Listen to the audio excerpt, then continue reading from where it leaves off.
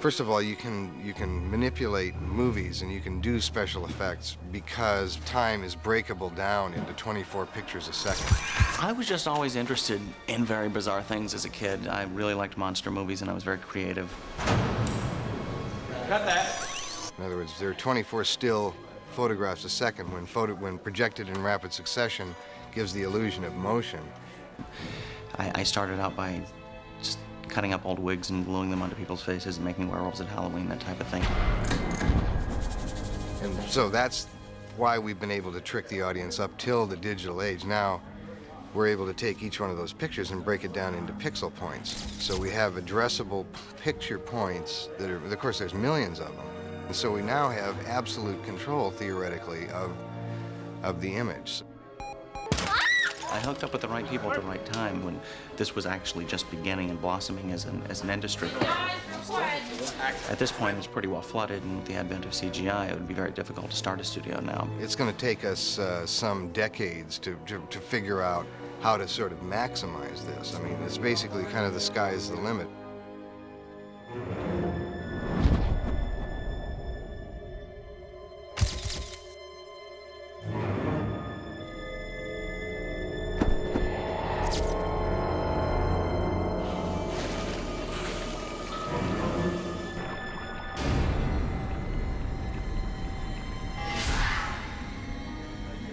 So let's, we'll see Mark in reflection.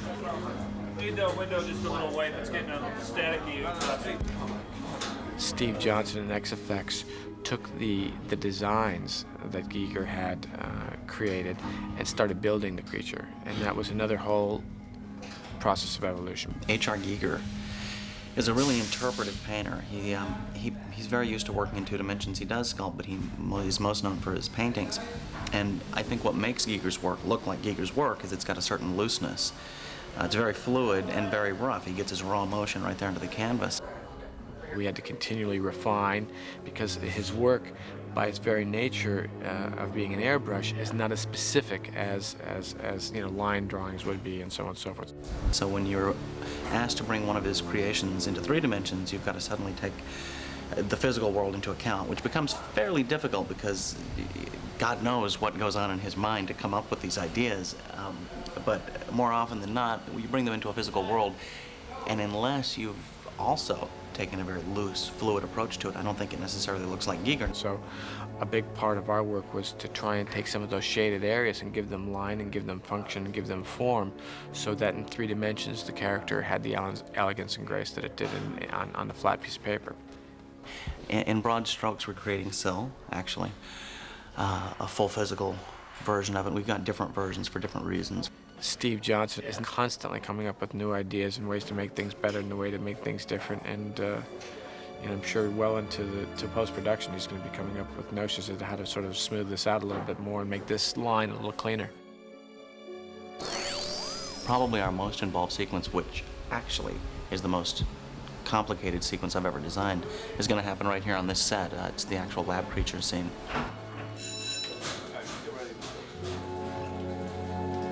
So we can, we'll go for a take, guys.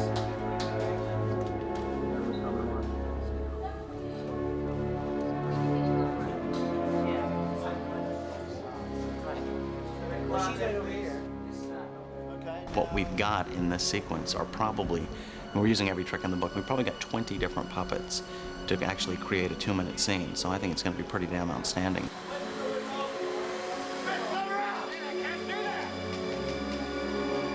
It's just one shot after another.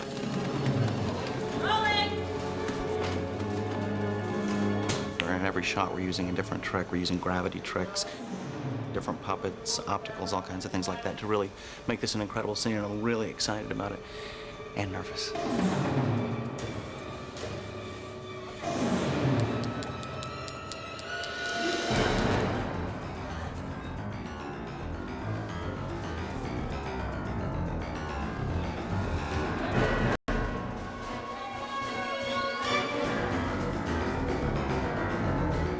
When you take on a movie like this, you never really know what you're going to end up with, because the truth of the matter is that an inordinate amount of the movie is out of your hands. Normally you finish photography and you have a pretty good sense of the movie that you have, and while you go through a journey of discovery through the editing process, you basically have all the elements of the film that you need to put together to make a film. The nature of this movie is other than that. We will basically be in production all the way through to the very end of the movie, because there are going to be computer-generated images that are being continually processed and developed all the way through our post-production. So the movie will continue to evolve in a more exaggerated way than it otherwise would. Well, I remember, back in the early 80s, discovering with my first computer when it was, I remember I paid about $3,500 for it. It was 2 floppy drives. And when I discovered that you could push the words apart and type a whole new sentence in without having to start again, it just overwhelmed me, and I was sold on computers from then on. What I do remember is that this was really one of the very first films where motion capture was used. And it was the very early days of motion capture, and of course, they were writing the software for doing it as we were trying to create this creature. Essentially, we're sort of visually partnered with the prosthetics and makeup effects team headed by Steve Johnson. It's my first outing with such heavy CGI. I mean, I've worked with CGI quite a bit. In this case, we're creating the physical end, they're creating the CGI end, so we've had to work very, very closely together, because what we're making, they're making, and vice versa. So it's all got to, the movement points have got to be plotted much further in advance than we normally would. We've got to take a lot of things into account where we normally would do final touches days or even the morning of locking something down and shooting it. This will really affect the CGI models of this, so we have to be much more specific.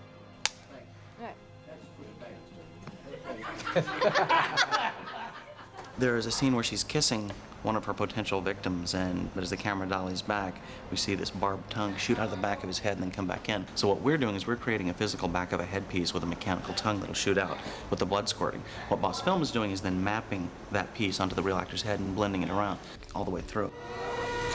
It's going to be what really brings this thing to life, because we can never go beyond close shots, waist-up shots, shots in water, laying down shots. We can't actually make this thing get up and do backflips and jump on the ceiling, and they can. So it's truly another tool that's going to make this thing really, really have the punch that people will really remember, I think. So that's been really exciting. Well, the basic thing is that we're creating a Giger-esque creature, who's the title character, kind of, who is transparent and translucent and is a completely different look, which couldn't have been done a year ago or 2 years ago, owing to the technology that's available to us now. However, it's a matter of time and money.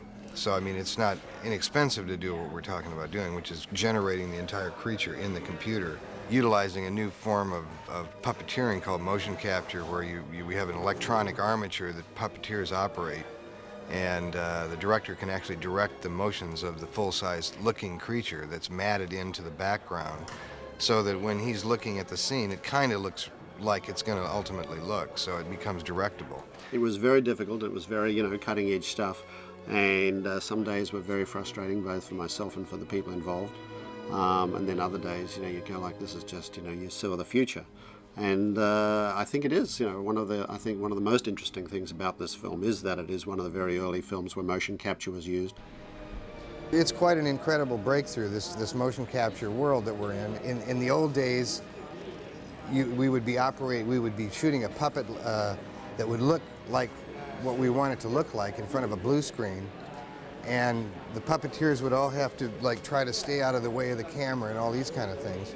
In this case, we have a virtual camera that's placed in space wherever you want to place it, and the puppeteers can get in front of it because it doesn't see them. It only sees the calculations that are being affected by the elbows and wrists and pelvis and knees, which are all traveling up and down these wires and ultimately winding up on the screen with about 1/5 of a second delay. This instrument gives the director the ability to come in here, look at a monitor, talk to the puppeteers, discuss how he wants the action to develop during the shot, give the director the sense of serendipity, action, and all the things that develop in the case of a director operating with actors. The creature actually starts out as a three-dimensional sculpture, which is then digitized and put into a data bank. And the armature itself is designed sort of like a Tinker Toy set, because you can reconfigure the skeleton to a different shaped creature. I mean, in this case, it's a creature that has very long legs, for instance. We can then increase the length of the shin and the thighs by just basically taking shafts out and I mean, mechanically. Then, of course, in the computer, it all has to be then, it has to coincide. Well, anything at all you can make it to contribute to making it look more angry and aggressive, the better it's going to be. What about the look from? It's changing incredibly fast every day. I mean, the director of Species, for instance, was dismayed that some of the action that he had directed for the show maybe didn't have something that came up towards the end of production. In other words, it's something that is developing so quickly that during the production itself it gets better. I think that the fact that the computer images are intangible in a sense, and that you can't reach out and grab one and move it around, just as the moving picture itself is an intangible thing. It doesn't exist unless it's in a projector running, you know. And the creatures that we're making for this movie are non-existent unless the computer is running. So in a sense it's new and different than what the kind of monster makers who make it out of rubber or make it out of plastic kind of thing. But they're all means to an end. I mean, and basically the means to the end is the image and the effect on the audience, and the fact that it's not something you can pick up and move around in a physical sense is kind of immaterial as far as I'm concerned. In the visual effects area, we're looking for new means to the end. The end being how do we convince the audience that they're seeing something that we want them to think that they're seeing. And the audience is very, very slick. I mean, they see right through you if you're not careful. And that's what we want to guard against, because we have a responsibility to be able to trick the audience successfully. And the audience loves to be tricked. They just don't like to know how they've been tricked. And the moment they can see that, you lose them as an audience, and they're thinking about something other than the story. In my opinion, the more tricks you throw at the audience, the more you combine them, the less easy it is for them to figure it out. Mark? We're trying to blend these as much as we can, because I think that's really the future of special effects, is not necessarily CGI, not state-of-the-art makeup effects, but where you can blend them. There's a contraption that we used, which was called the optical printer, which is a big, complicated camera projector system with lenses and precision stages to move things around in. And this was the device that we used to composite multiple images into the final shot. This was a real love-hate relationship, and it kind of symbolizes the end of what I call the sumo wrestling era of visual effects, where you have this unwilling technology that you have to basically wrestle to the ground with force and throw it out of the ring before it throws you out. We're now in the digital age, which is a much more, there's more finesse that we can bring to the table. You're on TV, you know. Right here? One of the reasons I took the film was to really get in and become familiar with the digital technology that I saw was going to change the way movies were made. And of course it has.